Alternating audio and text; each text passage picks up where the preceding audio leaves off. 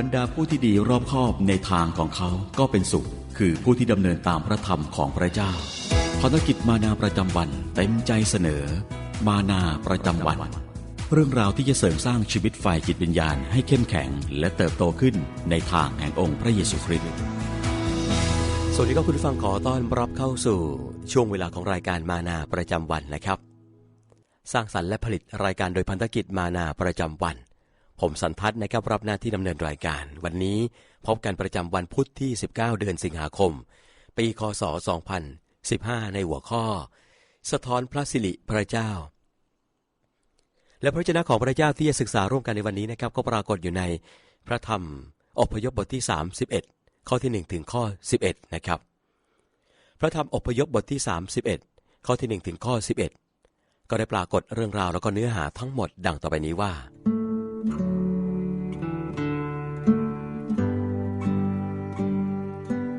พระเจ้าตรัสกับโมเสสว่า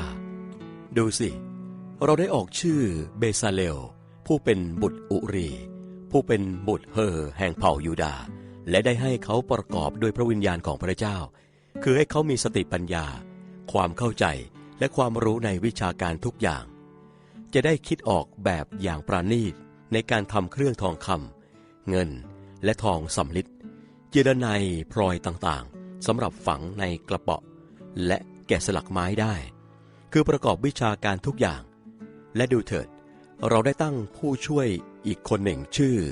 โอโฮลีอับบุตรอาหิสมักแห่งเผ่าดานเราได้ให้สมรรถภาพแก่คนทั้งปวงที่มีฝีมือเพื่อเขาจะได้ทำสิ่งสารพัดซึ่งเราได้สั่งเจ้าไว้นั้นคือเต็นท์นัดพบหีบพระโอวาทและพระที่นั่งกรุณาซึ่งอยู่บนหีบพระโอวาทและเครื่องใช้ทุกอย่างสำหรับเต็นท์โต๊ะกับเครื่องใช้สำหรับโต๊ะขันประทีปบริสุทธิ์กับเครื่องใช้สำหรับขันประทีปและแท่นเครื่องหอมแท่นเครื่องเผาบูชากับเครื่องใช้ประจำแท่นขันกับพานรองเสื้อยศเย็บด้วยฝีมือปราณีตคือเสื้อยศอันบริสุทธิ์ของอาโรนปุโรหิตและเสื้อยศของบุตรของเขาเพื่อจะได้สวมปฏิบัติในตำแหน่งปุโรหิตและน้ำมันเจิมกับเครื่องหอมสำหรับสถานศักดิ์สิทธิ์ที่เราบัญชาเจ้านั้นให้เขากระทำตามทุกประการ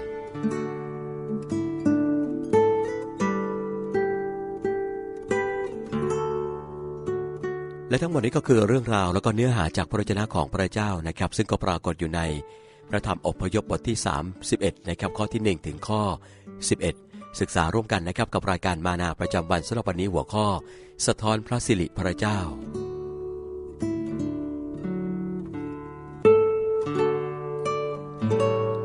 คุณผู้ฟังครับลีถังซึ่งเป็นจิตรกรชาวจีนสมัยศตวรรษที่12นะครับได้วาดภาพทิวทัศน์ที่มีคนและสัตว์เป็นองค์ประกอบของภาพที่มีชีวิตชีวานะครับอัจฉริยภาพด้านการวาดลายเส้นบนผ้าไหมทำให้หลี่ถังเป็นปรมาจารย์ด้านจิตรกรรมภูมิทัศน์ของจีนตลอดหลายศตวรรษนะครับศิลปินทั่วโลกต่างพยายามถ่ายทอดสิ่งที่พวกเขาเห็นจากหอศิลปะแห่งการทรงสร้างของพระเจ้าฟ้าสวรรค์ประกาศพระสิริของพระเจ้าและภาคพื้นฟ้าสำแดงพระหัตถกิจของพระองค์นะครับพระคัมภีร์บอกกับเราว่าความคิดสร้างสรรค์ของมนุษย์มาจากการที่มนุษย์ถูกสร้างขึ้นตามพระฉายขององค์ปรมาจารย์พระผู้สร้างนะครับพระเจ้าทรงเลือกศิลปินที่ทำงานด้วยไม้ทองเงินทองแดงและอัญมณีเพื่อให้สร้างเครื่องตกแต่งอุปกรณ์แท่นบูชาและผ้าที่ชาวอิสราเอลใช้นมัสการพระองค์ในพระพลาสิ่งของเครื่องใช้ที่สร้างสรรค์ด้วยศิลปะเหล่านี้นะครับกระตุ้นและนำปุโรหิตและประชาชนในการนมัสการพระเจ้าผู้ทรงเรียกเขาให้เป็นประชากรของพระองค์คุณผู้ฟังครับการแสดงออกทางศิลปะรูปแบบต่างๆสะท้อนให้เราเห็นความงดงามของการทรงสร้างและถวายเกียรติแด่พระเจ้าผู้ทรงสร้างและไถ่โลกอันอัศจรรย์นี้นะครับ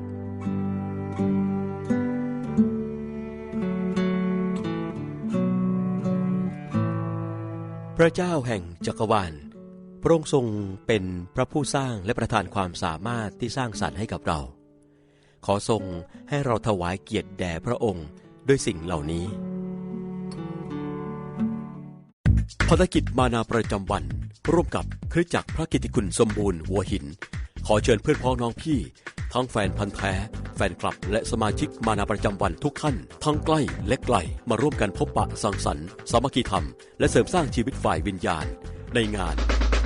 มานาสัญจรที่อำเภอหัวหินจังหวัดประจวบคีรีขันธ์พบกับเพื่อนๆทีมงานและผู้อำนวยการภารกิจมานาประจำวันอาจารย์นิติเชษฐ์สดุดีวงศ์นำถ้อยคำมาหนุนใจส่งความห่วงใยกันถึงที่ด้วยบรรยากาศอบอุ่นสุขยินดีงานมานาสัญจรจัดที่คริสตจักรพระกิตติคุณสมบูรณ์หัวหินอำเภอหัวหินจังหวัดประจวบคีรีขันธ์วันศุกร์ที่ 28 สิงหาคม 2015 นี้ตั้งแต่เวลา 18:30 น.ถึง 21:00 น.หากสนใจเข้าร่วมงานอย่ารอนานต้องรีบโทรมาตอนนี้ยกโทรศัพท์แล้วกดเบอร์มาทันที 088-757-0169 แล้วพบกันนะครับคุณผู้ฟังกำลังติดตามรับฟังรายการมานาประจำวันอยู่ในขณะนี้นะครับและถ้าคุณผู้ฟังท่านใดนะครับมีข้อสงสัยบางประการหรือมีคำถามเพิ่มเติมนะครับก็สามารถที่จะส่งคำถามติดต่อแจ้งมายังทีมงานของเราได้หรือสนใจสมัครเข้าร่วมเป็นสมาชิกกับภารกิจมานาประจำวันเพื่อติดต่อขอรับหนังสือคู่มือเฝ้าเดี่ยวมานาประจำวันนะครับก็ติดต่อขอสมัครได้รวมถึงต้องการอยากจะนำรายการมานาประจำวันนะครับไปใช้เพื่อเปิดออกอากาศผ่านทางสถานีวิทยุหรือเปิดเป็นเสียงตามสายหรือต้องการรับฟังเป็นการส่วนตัวนะครับเนื่องจากมีปัญหาทางสายตาพิการทางสายตานะครับมองไม่เห็นอ่านหนังสือไม่ได้แต่สามารถรับฟังได้ก็แจ้งความประสงค์กันเข้ามาและทั้งหมดนี้นะครับจะไม่มีค่าใช้จ่ายใดๆทั้งสิ้นนะครับต้องขอย้ำว่าไม่มีค่าใช้จ่ายใดๆทั้งสิ้นนะครับติดต่อผ่านช่องทางดังต่อไปนี้จดหมายหรือไปรษณียบัตรนะครับจานหน้าซองส่งถึงภารกิจมานาประจำวันตู้ปน35ปนฝหัวหมากกรุงเทพ10243ผ่านทางโทรศัพท์นะครับติดต่อได้ที่หมายเลข02-718-5166-7และก็เว็บไซต์นะครับที่ www.thaiodb.org มาถึงในช่วงสุดท้ายของรายการก่อนจากกันไปนะครับข้อคิดสำหรับวันนี้สั้นๆนะครับได้กล่าวไว้ว่าเราถูกสร้างเพื่อถวายเกียรติแด่พระเจ้าและทั้งหมดนี้ก็คือรายการมานาประจำวันสร้างสรรค์และผลิตรายการโดยภารกิจมานาประจำวันและผมสันทัดพร้อมกับทีมงานล่ำลากันไปก่อนนะครับกลับมาพบกันใหม่กับรายการมานาประจำวันได้ในโอกาสครั้งต่อไปสำหรับวันนี้ขอพระเจ้าทรงอวยพระพรสวัสดีครับขอถวายพระสิริแด่พระเจ้าผู้ทรงพระชนผู้สมควรแก่การสรรเสริญขอมอบชนะพระคุณแด่พระเจ้ายิ่งใหญ่สูงสุดเราพร้อมใจนำมาสักการขอถ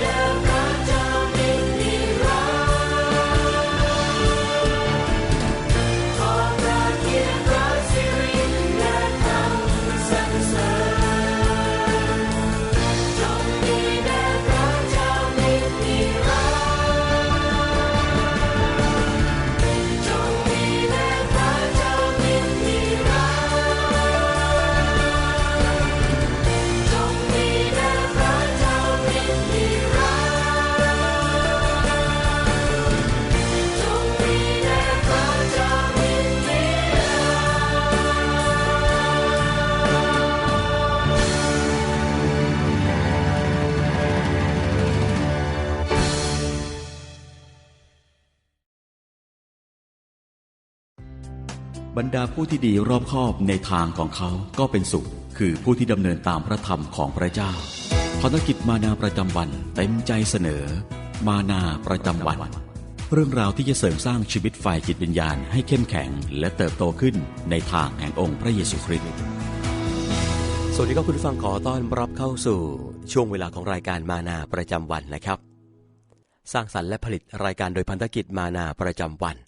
ผมสันทัศน์นะครับรับหน้าที่ดำเนินรายการวันนี้พบกันประจำวันพุธที่19เดือนสิงหาคมปีคศ2015ในหัวข้อสะท้อนพระสิริพระเจ้าและพระวจนะของพระเจ้าที่จะศึกษาร่วมกันในวันนี้นะครับก็ปรากฏอยู่ในพระธรรมอพยพบทที่